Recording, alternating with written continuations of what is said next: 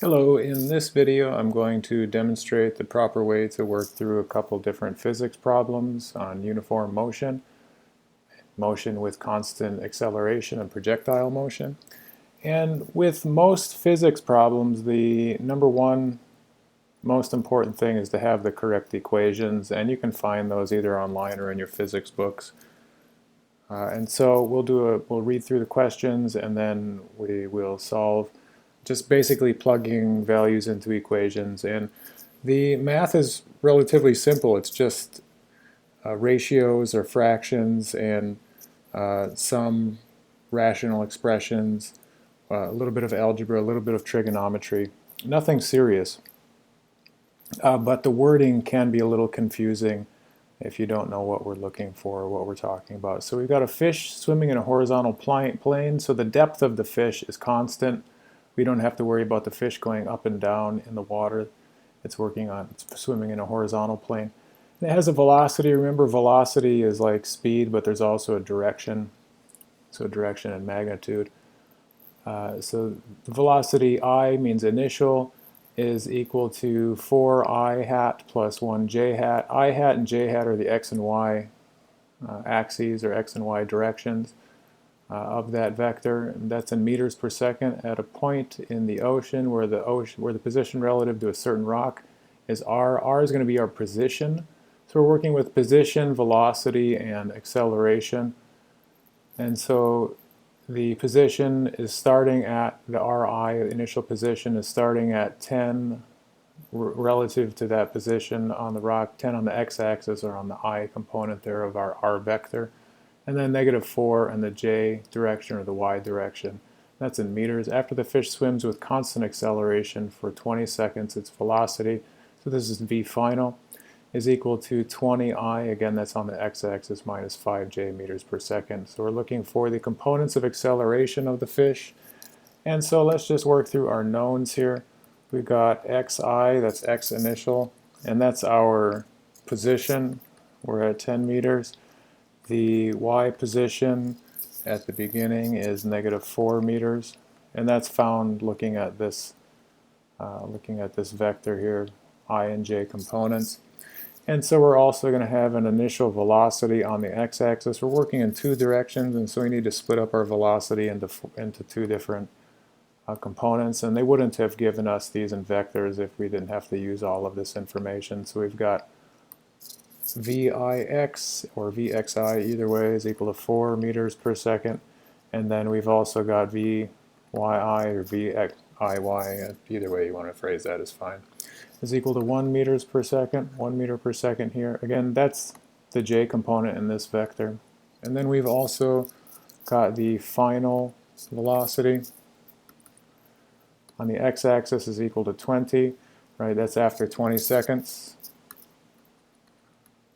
20 meters per second, and the final velocity on the y-axis or the j direction of the vector is equal to -5 meters per second. Okay, and so it's asking for the acceleration. What is the direction of the acceleration with respect to unit I? And so let's look for AX, acceleration on the x-axis. That's going to be delta Vy. I'm sorry, delta Vx, excuse me, over delta t. So our acceleration is just the change in velocity over the change in time. And so then we're just plugging in equations here using this right here. This equation is directly from the book in the unit where this example problem came from. So we've got final velocity minus initial velocity. That'll give us our change in velocity, Vfx minus Vix. We've got that already given to us up here. And then we've also got time, so we can find this relatively easily. This is 20 minus 4 over 20, or 16 over 20, or 0.8 meters per second. And so then AY, we're also going to find that.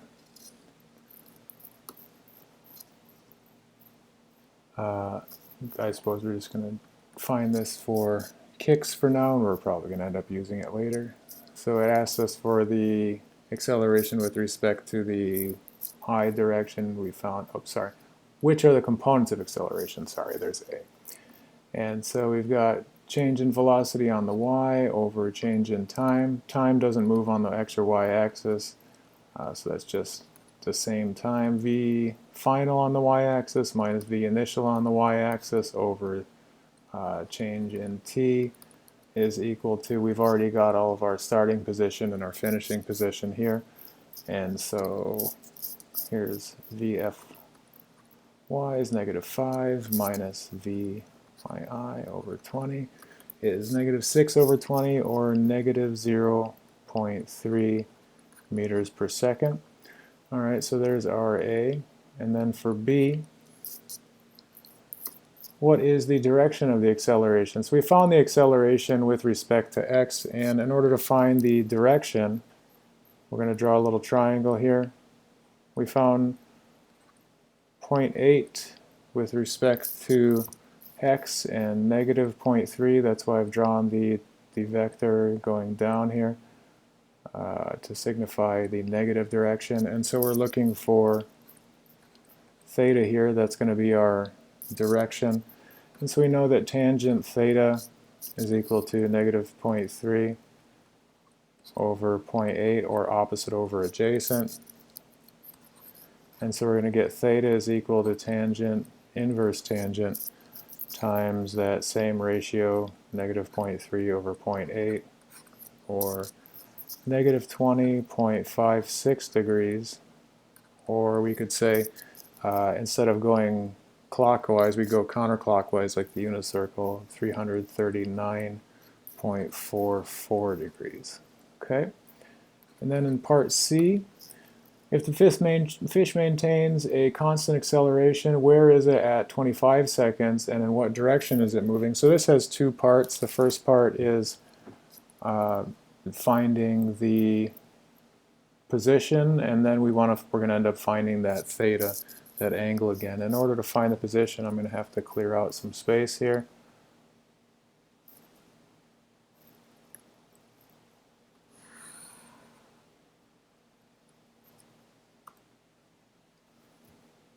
And so we've got, this is AX, this is AY, and this is theta.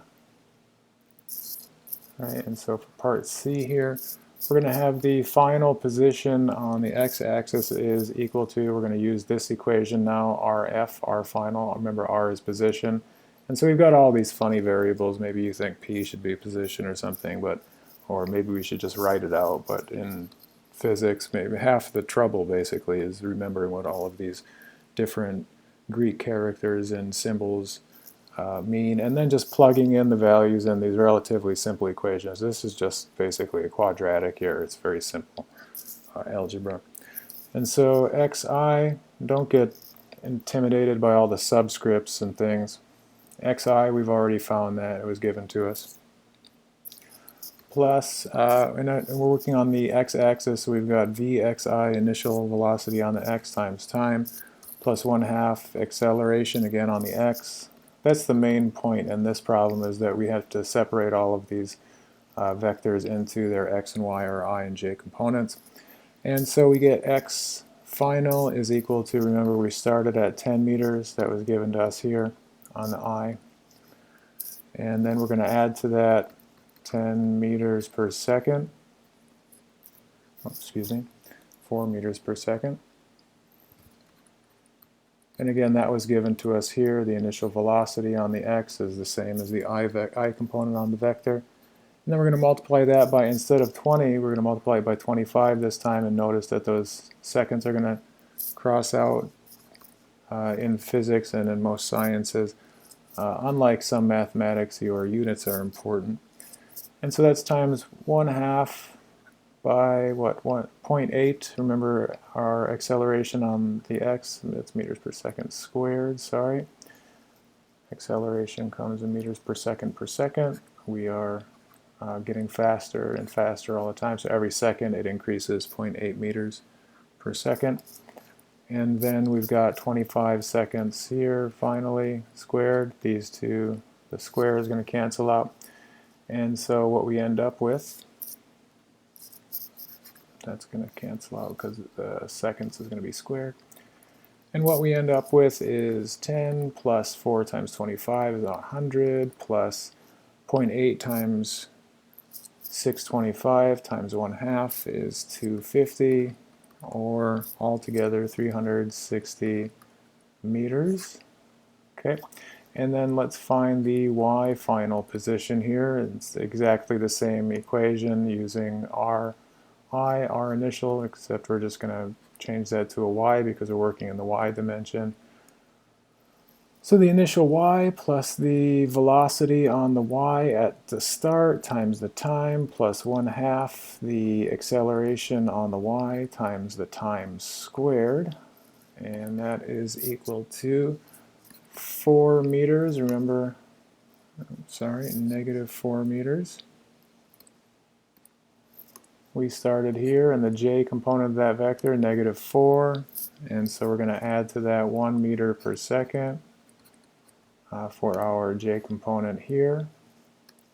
1 meter per second times the same 25 seconds as we were working with in the previous part up here.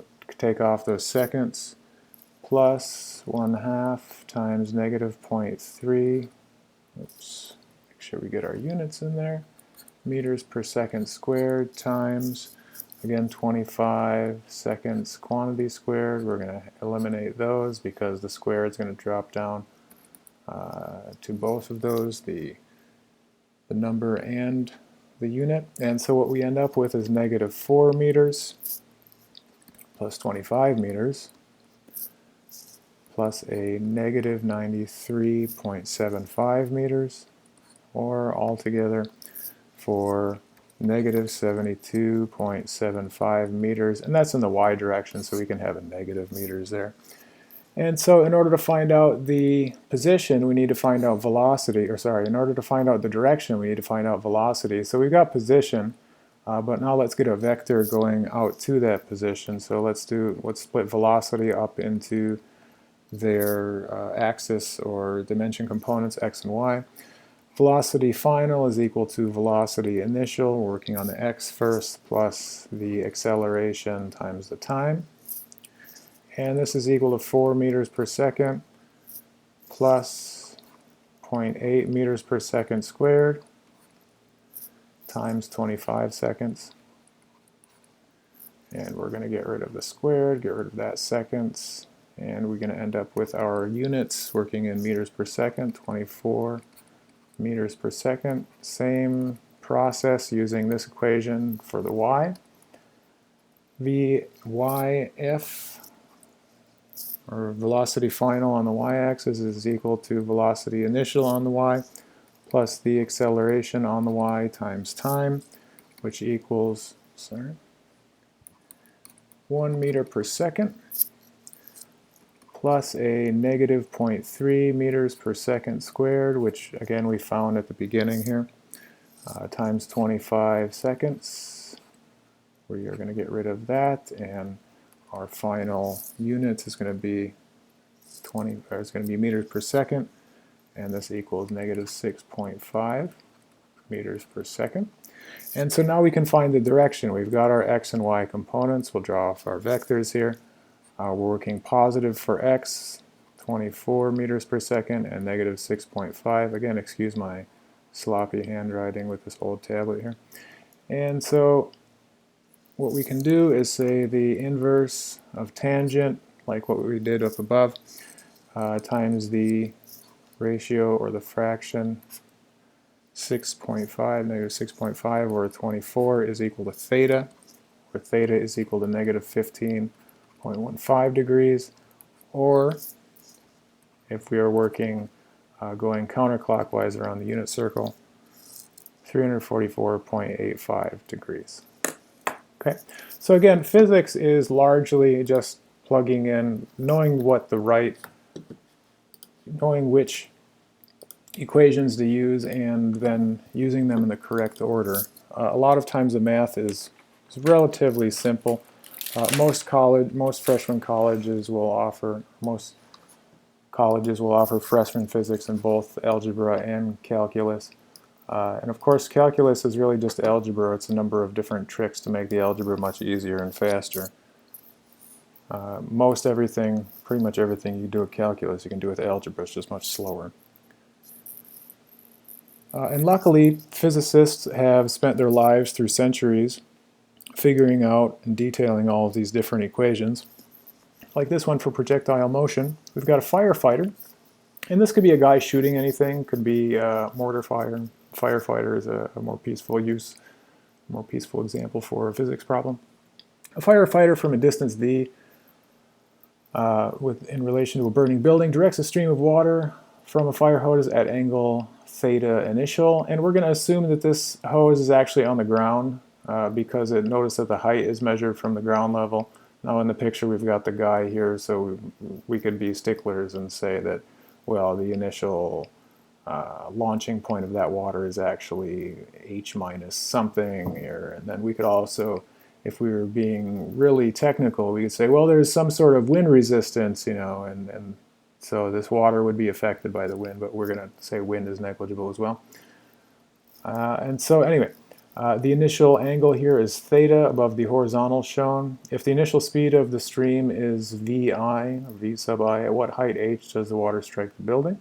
So again, assuming that wind resistance is negligible and actually this fire hose is on the ground, then we can find h, and that'll give us the point on the side of the building where the water is hitting.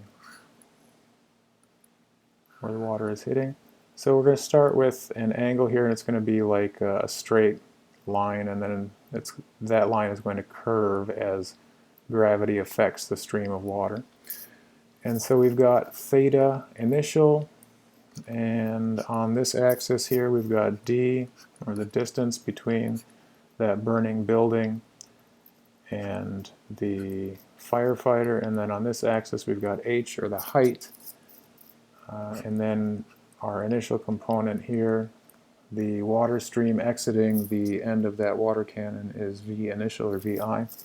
And so we could say that d, the distance, is equal to, it has only an x component, right? So d is actually xf, x final, and that is equal to vxi times t, right? So the velocity on the x axis times time. Again, since wind resistance is negligible, then that water is going to continue traveling in the x direction and uniform velocity there. And so that's equal to vi times cosine theta I times time. And so again, we got vi cosine theta I by saying that, let's see, t is equal to d over vi cosine theta I. Right, so if we assume that we're looking at a triangle, basically. And so here we've got d, right? We said vxit, and cosine is the adjacent, right? If we've got theta here, cosine is adjacent over hypotenuse, and so if vi is our hypotenuse, and then cosine I would be that vx I divided by vi. And so v adjacent over hypotenuse, vxi over vi equals cosine theta initial, right? And so then we get vxi is equal to vi cosine theta initial, which is what we have here, right? So we're just substituting vxi for vi cosine theta I, and then dividing. So we've got this working backwards. If d is equal to vi cosine theta I t, this is just simple algebra. In order to isolate t, we're going to divide everything by vi cosine theta, and so d divided by vi cosine theta I is equal to t. and that's what we get right here. We're going to have to work with that in just a moment. Let's make ourselves some room.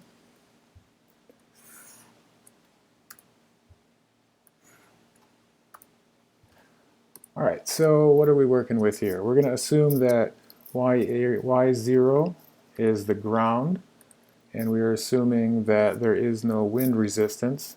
And so if we're looking for the final y, which is the h, final y is h, and that's going to be equal to 0 because our starting position on y is 0.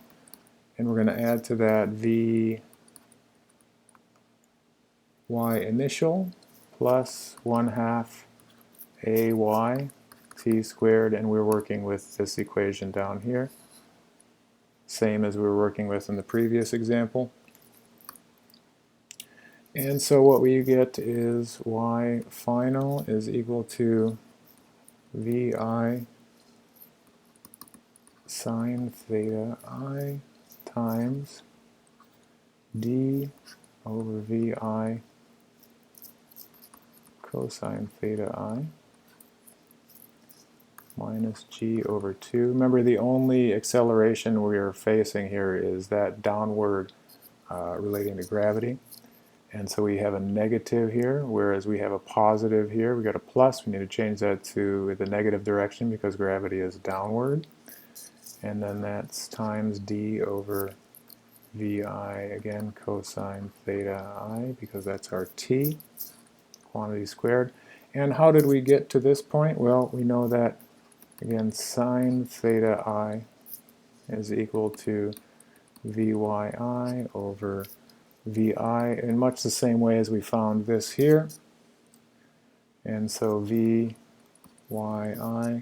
is equal to vi sine theta I. This is just a little bit of arithmetic or simple algebra with trigonometric ratios to take care of this component here.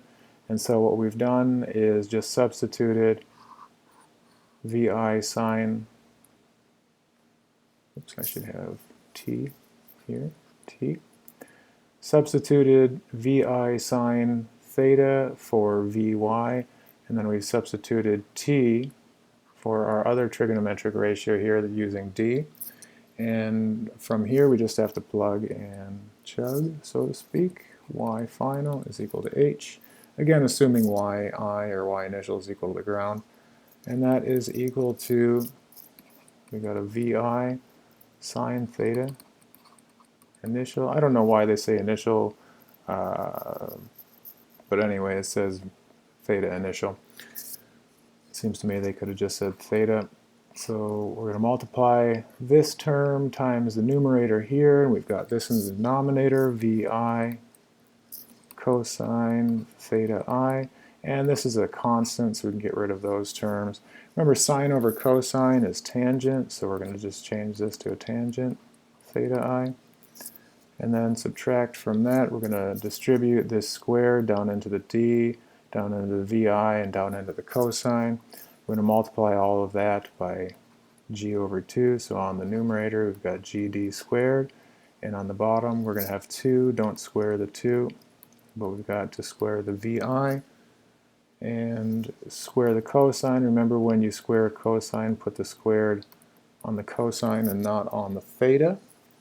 And so from there, well, I suppose that we can just clean it up, and we don't have any constants. I suppose we could do something with g. We know what g is, but we don't know what theta is. We don't know what distance is, so we can't really solve it. We can just leave it as is, clean it up a little bit. D tangent theta I minus g d squared over 2 vi squared cosine squared theta initial. And so again, physics is somewhat intimidating due to the number of different steps, and also because of the somewhat excessive use of variables and different symbols and things. But if you can just remember what these equations mean, then applying them is relatively simple. If you can just think of these as blocks, as squares or something. then all we've got is just, here's just arithmetic, and here's just a quadratic, and this is just a fraction. Really, it's quite simple math. It's just a matter of taking these abstract and experimental sorts of situations and putting them into mathematical terms and coming up with the correct answer using these relatively simple steps in the correct order and process, plugging in the correct variables. And so it doesn't have to be so difficult, so confusing, but I can certainly understand why some of you guys are a little bit confused by some of the things in these classes. Hopefully with some practice we'll be able to get through some of those apprehensions and improve efficiencies once again and come up with the correct answers more often. Thank you.